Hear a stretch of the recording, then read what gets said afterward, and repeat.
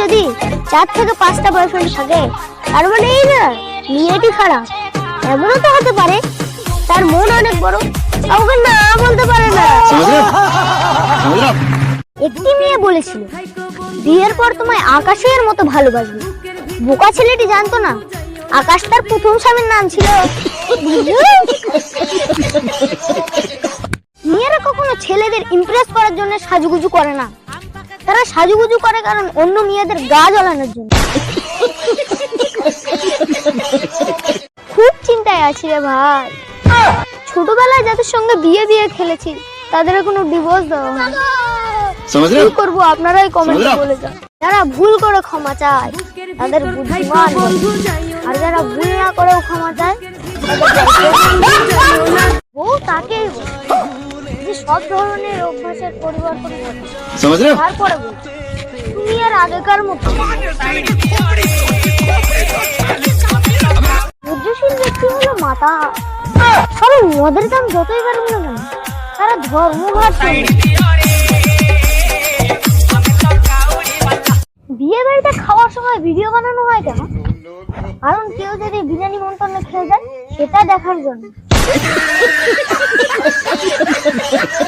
ছবি তোলার সময় দুটো আঙ্গুল দেখায় কেন? কারণ সবাই যাতে দেখে বুঝে নিতে পারে আমি 2 নম্বর মাল করে আসে, ঠাস করে বাস দিয়ে চলে যায়, তার নাম হলো ভালোবাসা। এখনকার যুগে স্মার্ট হতে হাতে নিলাম ফোন, রোজ সকালে বকা খায় মায়ের হাতে, তাও ছাড়লাম না হাল। এখন দিলাম ফেসবুকে টোকা, তাও কেউ করলো না ফলো। ঘর পে কাকু আমাকে জিজ্ঞাসা করলি রে সাইকেল নিয়ে হেঁটে যাচ্ছিস কেন? আমি বললাম স্কুলে দেরি হয়ে যাচ্ছে, সাইকেলে ওঠার টাইম নেই। মেয়েরা ফ্রেন্ড রিকোয়েস্ট অ্যাকসেপ্ট করলে কোনো ছেলেরা যেভাবে থ্যাংক ইউ বলে মনে হয় সরকারি চাকরি পেয়েছে। চোখ বন্ধ করলে নাকি মনের মানুষের মুখ ভেসে। আমিও ট্রাই করতে গিয়েছি কিন্তু ঘুমিয়ে পড়েছি।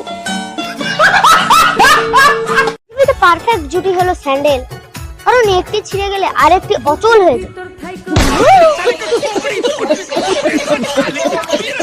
যদি আপনার ছেলে হ্যালো হ্যালো বলতে বলতে ঘর থেকে বেরিয়ে আসে তাহলে বুঝে নেবে অবু বৌমার কলেজ।